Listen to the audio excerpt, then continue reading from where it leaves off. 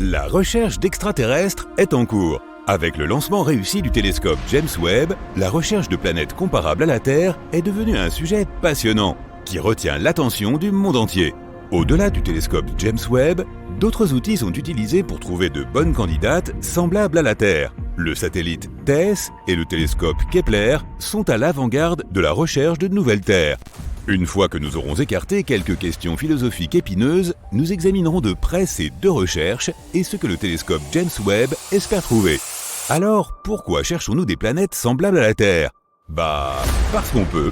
Des progrès incroyables dans la technologie des télescopes terrestres ont permis des observations ultra précises de la lumière des étoiles qui ont conduit à la première découverte d'exoplanètes. Lorsque les planètes tournent autour des étoiles, il y a une interaction gravitationnelle entre la planète et l'étoile. Elles s'attirent mutuellement. L'attraction exercée par une planète sur une étoile fait que la lumière de l'étoile oscille légèrement d'avant en arrière, lorsque les deux corps spatiaux tournent autour de celle-ci. Cela a toujours été le cas, mais l'oscillation de la lumière des étoiles n'a jamais pu être détectée, car la lumière des étoiles scintille toujours. Tu sais, scintille. Bref. L'optique adaptative dans les télescopes est la percée technologique qui a permis aux astronomes de découvrir des exoplanètes en supprimant le scintillement de la lumière des étoiles.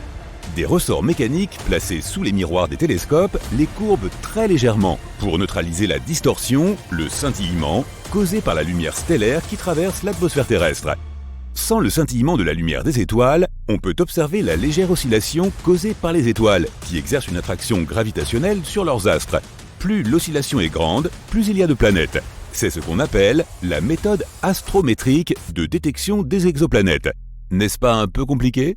L'existence de systèmes stellaires entiers et littéralement de milliers d'exoplanètes a été déduite sur la base d'étoiles proches en analysant les motifs ondulatoires de la lumière des étoiles. Mais les planètes elles-mêmes ne pouvaient pas être vues. Tout à coup, notre système solaire n'est plus unique. Les astronomes se sont emballés devant la conclusion inéluctable que toutes les étoiles possédaient probablement leur propre planète. Il est devenu impossible de ne pas se poser la question suivante. La Terre est-elle unique ou existe-t-il d'autres terres ? Mais pourquoi importe-t-il autant de trouver des planètes semblables à la Terre ? Si l'on considère toutes les ressources financières que les pays développés consacrent à la recherche de planètes habitables, on peut dire sans hésiter qu'il s'agit de quelque chose d'extrêmement important. Avec le lancement du télescope James Webb, qui a coûté 10 milliards de dollars américains, le télescope spatial Kepler, qui a coûté 550 millions de dollars, et le satellite TESS, qui a coûté 200 millions de dollars, l'investissement dans la recherche de planètes semblables à la Terre est certainement de la plus haute importance. Si l'on garde à l'esprit que ces coûts ne couvrent que le matériel et que l'on veut avoir une idée de l'ampleur de la recherche, il faut également inclure les salaires d'une équipe de chercheurs, de docteurs et d'étudiants de 3e cycle, recrutés dans les universités, les agences spatiales nationales et les institutions privées du monde entier. Nous en conclurons que trouver une autre Terre est une entreprise vraiment gigantesque. Et si nous en trouvons une, alors la Terre n'est plus seule. Ce n'est pas que nous puissions aller sur l'une de ces planètes de sitôt, les voyages interstellaires nécessitent des percées physiques et technologiques que nous ne sommes pas prêts d'atteindre.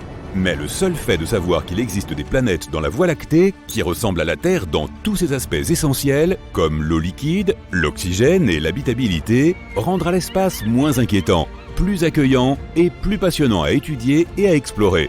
Cela pourrait également nous rendre plus fiers de notre planète et faire de nous tous de meilleurs terriens. La triple mission à la recherche d'autres terres, le télescope Kepler, le satellite TESS et le télescope James Webb utilisent des approches distinctes pour trouver des exoplanètes. Et l'acronyme TESS nous indique quelle est cette méthode. Le T signifie transit et c'est la clé de toute la recherche d'exoplanètes. E signifie, tu l'as deviné, exoplanète. La cible de notre recherche d'une autre Terre, S, signifie survey ou étude, parce que TESS examine des centaines de milliers d'étoiles proches. Et S signifie satellite, parce que TESS est en orbite autour de la Terre, contrairement au télescope spatial James Webb, qui sera en orbite autour du Soleil. Lorsqu'une planète passe devant une étoile, cela s'appelle un transit. La planète bloque une partie de la lumière provenant de l'étoile. Cette diminution ou gradation de l'étoile peut être mesurée. L'atténuation de la lumière des étoiles nous apprend beaucoup de choses sur une planète. En connaissant la luminosité de l'étoile et l'atténuation de sa lumière lors d'un transit devant elle, nous pouvons déduire si la planète est géante ou si elle est proche. mais nous ne saurons pas distinguer si elle est l'un ou l'autre. Est-elle géante ou proche? Jusqu'à ce que l'orbite de la planète soit également chronométrée. Cela signifie que notre satellite TESS doit prendre des vidéos de longue durée de ces étoiles. Des vidéos d'étoiles, voilà qui plairait à Hollywood. Le satellite TESS n'a pas de télescope. Il utilise 4 caméras CCD pour retransmettre en direct des vidéos de longue durée d'autant d'étoiles que possible. Des centaines de milliers d'étoiles. Pourquoi tant d'étoiles? Parce que pour observer le transit d'une planète, celle-ci doit passer directement entre les caméras du satellite TESS et l'étoile elle-même. Si une planète ne se trouve pas exactement entre l'astre et l'angle de caméra de TESS, elle ne pourra pas être vue car elle n'altérera pas la lumière stellaire. Les transits planétaires sont rares. Par exemple, Vénus ne passe dans le champ de vision de la Terre que tous les 200 ans. Pourtant, les caméras de TESS observent de nombreux transits planétaires parmi les centaines de milliers d'étoiles dont elles prennent des vidéos en continu. Et tu sais ce que ça signifie?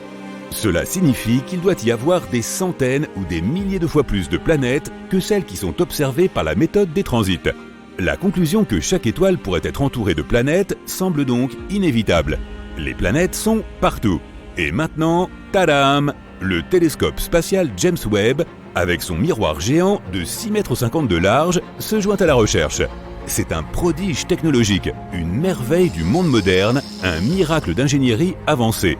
L'attente est à son comble, mais avec cette anticipation accrue vient une quantité presque égale de trépidation. Et certaines choses peuvent encore mal tourner avant que le télescope spatial James Webb ne renvoie ses premières images. Après le lancement du télescope spatial Hubble en 1990 par exemple, une mission de réparation a dû être lancée dès 1993. Le miroir de Hubble n'avait pas été suffisamment inspecté et ses images étaient très floues. Les astronautes ont dû effectuer une sortie spectaculaire dans l'espace pour réparer ce miroir. Après la réparation, les images renvoyées par Hubble étaient plus précises encore que ce que l'on avait pu envisager à sa conception. C'est ainsi qu'un modèle amélioré est apparu. Cela ne peut pas se produire avec le télescope James Webb, cependant. Le télescope spatial Hubble est en orbite autour de la Terre et est accessible aux astronautes. Le télescope spatial James Webb, quant à lui, tourne autour du Soleil et se trouve bien au-delà de la Lune, hors de portée des astronautes. Car aucun vaisseau spatial n'est à même de les y transporter. Il ne peut pas être réparé manuellement en cas de problème. Pour ajouter aux difficultés, le télescope spatial James Webb ne dispose que d'une seule caméra embarquée pour inspecter les dommages qu'il pourrait subir ou les dysfonctionnements mécaniques qui pourraient se produire dans l'environnement difficile de l'espace interplanétaire. Toute réparation à distance devra être effectuée en aveugle depuis la Terre.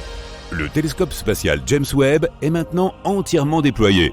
Les 18 segments de miroir devront être alignés pour produire une image unique. Ce processus, d'une importance cruciale, prendra plusieurs mois après le déploiement du télescope.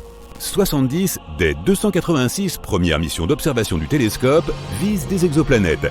Grâce aux données des précédentes recherches, le télescope n'aura pas à perdre de temps à rechercher celles-ci. Leurs emplacements et leurs orbites sont déjà connus. Le télescope James Webb ira droit à leur rencontre.